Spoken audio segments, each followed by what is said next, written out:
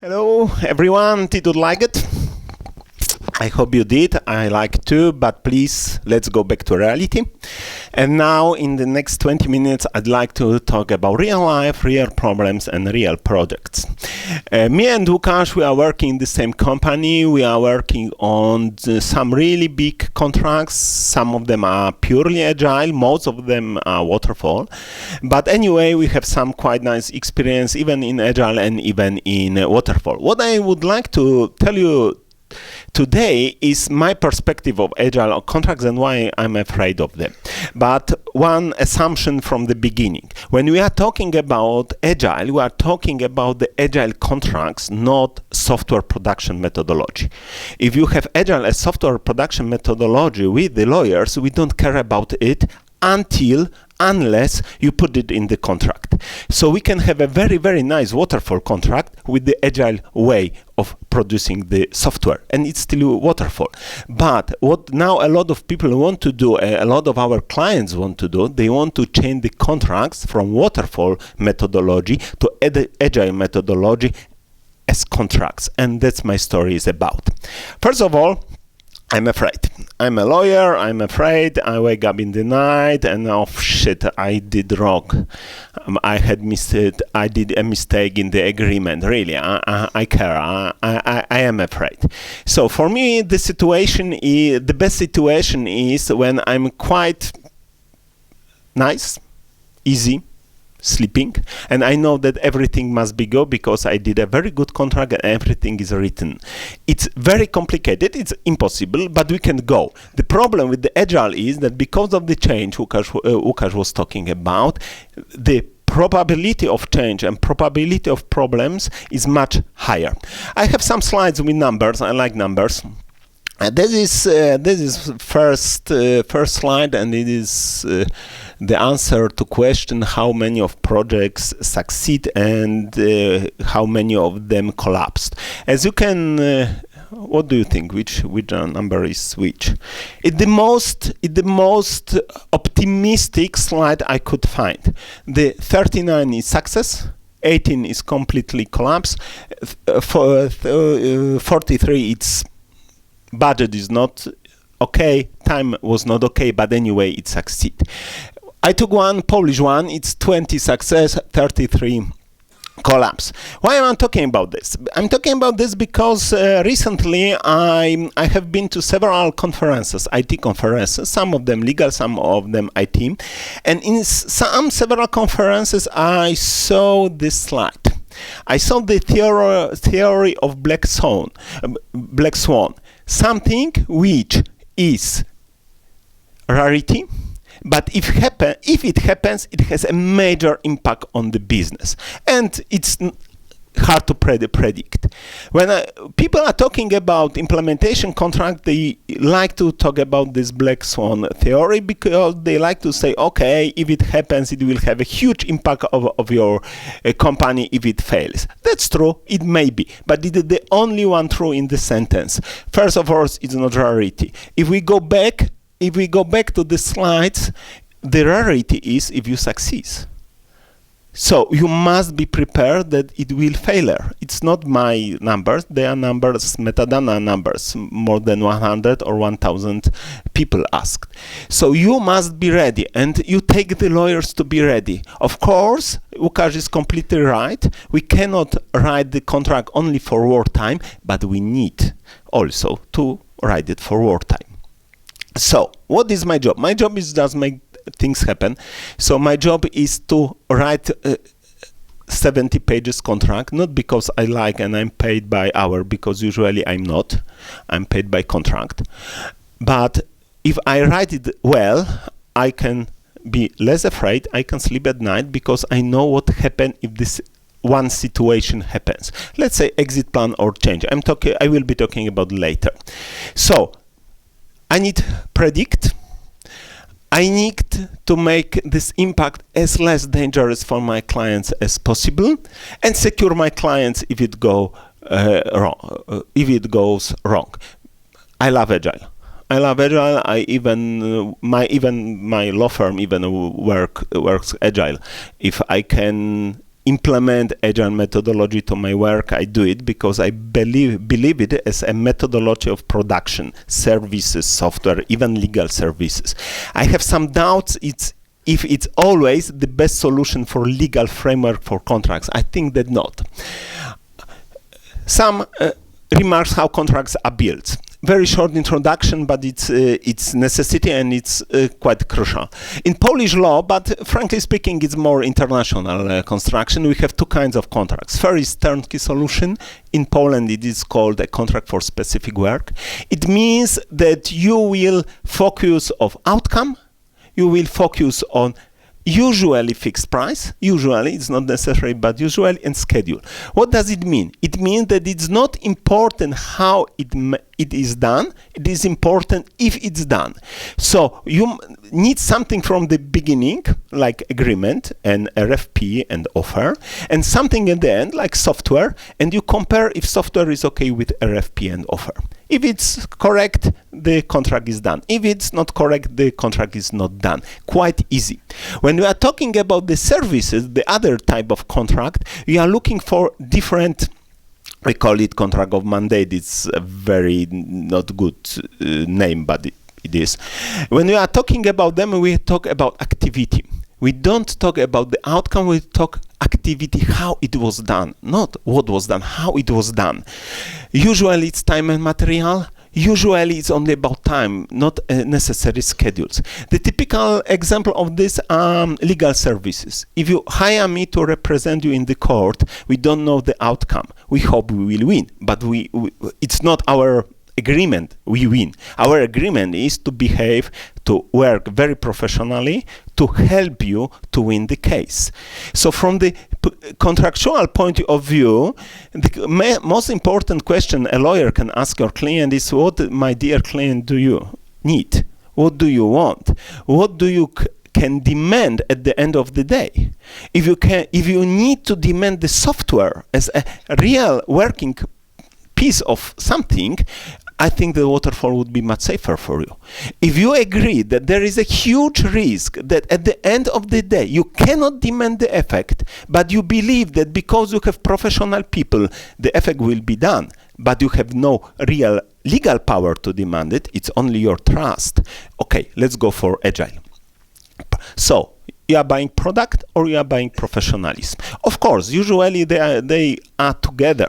So even if turnkey solution, if you are buying product, you buying professionalism. But remember, in a pure turnkey solution contract, you don't control how the production is done. You only control the effect of production. You don't know who is making it. You don't know if it's made in Poland or in India.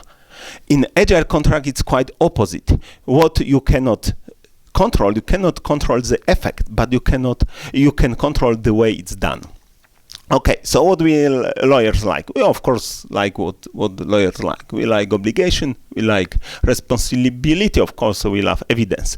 In software production implementation, in software production and implementation contracts, we have a huge problem because it's quite a new business and we don't know what means implementation, good, standard.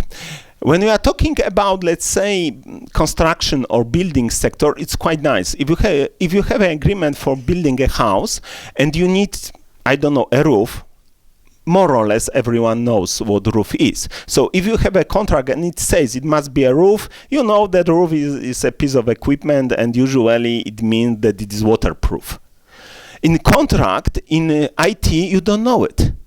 If you don't describe what roof is, usually you can get totally something which is not working. But if you, let's say, accept it, there is it happens in the court that people accept something which is not working. And what court says? Why not?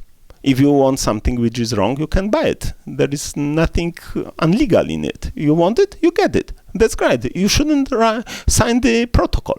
So we must be very careful what we are demanding because we cannot go to the law. We can base only on contracts. What we have in the contract, we got it. We cannot go to the construction law. We cannot go to other law because there is no law about how contracts are built. IT contracts are built. So, as I told, if we focus on the outcome, Waterfall is more secure. But if it's what is maybe important, if it well designed, it's more secure for both parties. It's not only the problem of the client, it's also the problem of the vendor. Łukasz was talking about the three things: change, exit, and trust. So I'd like to look at them from my perspective. Change. Change is good. I agree completely that change is necessity. It will happen during the contracts. But what is change? Change is not a definition. What I have in agile contracts mostly, and what I'm afraid of, that from my point of view, in most agile contracts I saw, it's not a change, it's definition. You take something very high level from backlog and you define it in the sprint. It's not change. Real change you have, it's creating new obligation. Real change you have in Waterfall. You have something, you put it during the change control, and after change control you have something different. But you change one obligation to other obligation. You don't create new obligation, you just change obligation. How it works? Change, first of all, should be under control by both parties. I believe in product owner theory, but it works only in one case, in open budget, in time and material. In fixed budget, it cannot be done. No way that one party can change the scope of the agreement. It must be agreed by both parties. So in Agile, in need of real change. What we had in real life problems during the agile contracts. Frankly speaking, I'd like to give you two examples. Both of them are in fixed budget because usually even agile contracts are in fixed budget. I don't know if it's your experience, it's my experience. And that's what Łukasz said in the beginning. In most situations, the client goes to us and say, okay, let's make agile contracts, but you know, fixed price, fixed scope, fixed schedule. But why make agile? Because okay, it's popular, it's modern. Now everyone does agile. It's the same like in late 90s. It happened with outsourcing contracts. Everyone was outsourcing something. Most of these contracts were completely crazy. So what we did, we had one example now. The second later, we had one example. What happens from the perspective of the vendor? What happens in sprint 6? Product owner say, okay, let's make one change, or not change, definition. Let's make something, and this something means the change of all architecture. It was done in sprint 1, 2, 3. It means a lot of money for vendor, and a vendor cannot afford it. And we say, no, I cannot do it in fixed budget. And the product owner say, oh, why not? You have obligation. You do what I ask. I ask this one. You have to do it. And it was quite a big problem, and I'm talking about a problem which could cost my client more than 10 million zlotys. So we had a really long legal discussion, and believe me, these legal discussions are much more expensive than negotiating the contract. So change is nice. Let's make change, but have it under control. Have documentation. You must know what you change. The second one is exit, and I often, when I'm talking with my client, they often say exit is not an option. Of course, it is an option. Of course, it is an option. But I'd like to show you two cases. First case is implementation of SAP. There is such a piece of software. SAP. What happens if such implementation project fails during the implementation? In most cases, it means the change of the vendor, nothing more. There are 1,000 plus vendors who are willing to continue the work.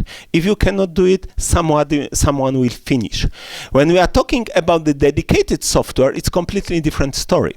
If you cannot do it, nobody can do it. So from the legal perspective, we have completely different solution.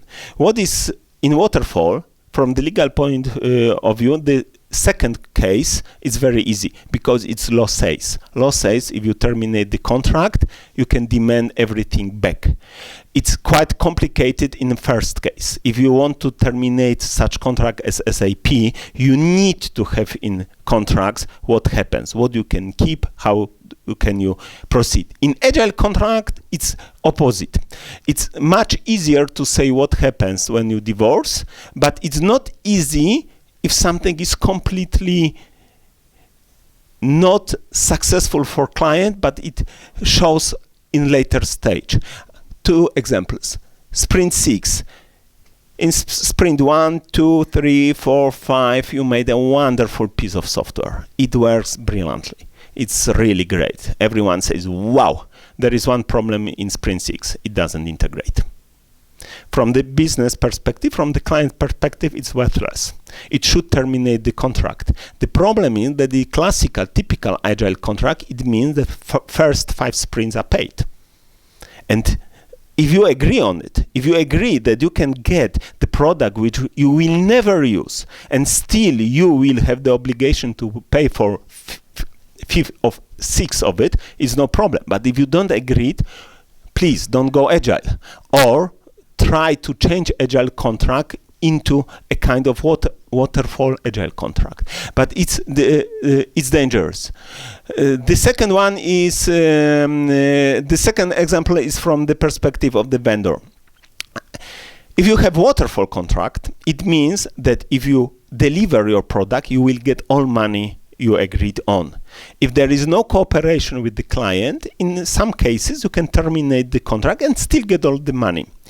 If in sprint 1 you don't cooperate with the client, or the client does not cooperate with you, in agile contract it means that you can exit, but you get only money for the sprint 1. But you invested, there was a quite costly pre-sales process, etc., etc. You don't have the tools you have in Waterfall. You cannot demand money for the sprint 2, 3, 4, 5, 6. In Waterfall you can. So it depends on what you want. You need to use the proper tool. Trust is the most funny part from the legal perspective. What I can do? No, trust is of course nice, but contracts is much better. Because at the end, when we go to the court not with trust, but we go to the court in with the contracts. So what we need in the court? Again, the same: obligation, responsibility, evidence. What it means for IT lawyer: scope, penalties, and documentation. If we have documentation, I can prove my statement. If I don't have it and everything was done just on phone or during the meeting which was not documented, I'm hopeless. I cannot do anything in the court. The agile process, agile case means a lot of risk for both parties. Nobody knows who will win. In Waterfall, it's more predictable. So in a Waterfall, I know the scope. So if I have turnkey solution, I can say, okay, it was the scope, it was or it was not delivered. It can be checked by the court, it can be checked by the expert. In Agile, I have the problem that I don't know exactly what I was obliged to, so I cannot prove that it was delivered or not. I cannot prove if the roof was delivered or was not delivered, because nobody knows what roof means. So, if you have scope, you have milestones. If you have milestones, you have a lot of toys lawyers love, like penalties, like right to termination, and everything which we need. We don't need for ourselves, we need for our client. There are business needs of our clients. So, the thesis is that if our job is to make our clients more secure, Waterfall usually is better solution purely from legal perspective, but it's a better solution. But frankly speaking, now I will change. Frankly speaking, it depends on the assumption, and maybe the most important part of this mindset, project risk. There are 3 factors we need to consider before we sign any contract in IT sector. First, mindset. Are we ready for the contract? That's what I told you. Please write me the agile contracts, but scope is known, budget is known, and schedule is known. It's not agile contracts. If you are not ready for agile contracts, don't do agile contracts, because it cannot happen. It cannot be successful contract. Even more important is its project. It's kind of project you are going to implement. If you have a project like R&D, no problem, agile is great. If you are Facebook, you can risk a lot of changes on your production side. If you are a bank, it's not so easy. You must have a lot of tests, a lot of checking if the quality is good. So it's better to use waterfall contracts. I'd like to tell you some words about such case, which is great for talking. EDS, I don't know if you heard it. It's one of the biggest IT issues of the year. It was an internet platform for Województwo Dolnośląskie. The cost of the platform, it was public procurement, so everyone can talk about it. It was more than 60 million zlotys for platform. It was terminated. I'm not talking about this. I'm talking about one issue everyone wants to forget it. But what was the worst scenario from, let's say, Polish state for Województwo Dolnośląskie? The worst scenario was that the contract was done as it was written, because it was internet platform designed in 2008, which should be delivered in 2016. So of course it was completely out of the world. If you just read the offer and you read the RFP, it's completely crazy, because they didn't realize that we have Google Maps. We didn't realize that you have such software like jakdojechać.pl. So implementing once again something, nobody will use it, and it will cost you millions of zlotys. It's completely crazy. So the problem is that it was the project which should never be done in waterfall solution, but it was done. It was terminated, but it was done. And we have, especially in public procurement, we have a problem that public procurement will never use agile. So, because they are not ready for change, they use only waterfall contracts, and a lot of their contracts should be done in agile, but they don't. But of course, we have completely the other solution. We have the solution when we know exactly what to do, but we use agile. And I'd like to talk about my client. I cannot tell his name, but I love this client very much, because they are prepared for waterfall, and they made agile only because they learned themselves. They never show the vendor the scope of the project, but they know exactly what the scope should be. They know the outcome, but they want to train their staff how to make agile, and it's really safe and it's really good. The last one you must consider is risk. When we are talking about the program for, let's say, F-16 fighters, agile maybe not the best solution. It depends how much risk you can take. If you are my client, I have one main question. If it's okay for you to risk all money you paid for sprints. If the answer is yes, it's okay. It's easy. If the answer is not, if there is a failure, I need all money back and penalties and criminal charges, and then we have a really big issue, because we cannot go to agile contracts. They are just tools.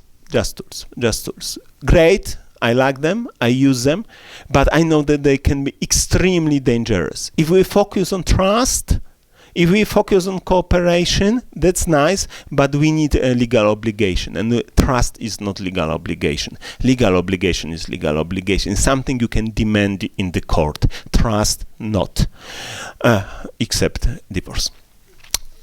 Of course, this is your decision. If you go this way or the other way, it's completely your decision. We, the lawyers, are just to help you. Be agile, use proper tools for your job, as we try to use for our clients, but please don't focus that agile will solve all the problems of the world. From the legal perspective, the agile is more dangerous than waterfall. So if you use it, please be very confident that you know what to do, and you have really good staff of people who can write a really good contract. I'm not talking only about lawyers, people who know how to cooperate, what product owner can do it, what cannot do it, etc., etc. I hope you the best. Thank you very much.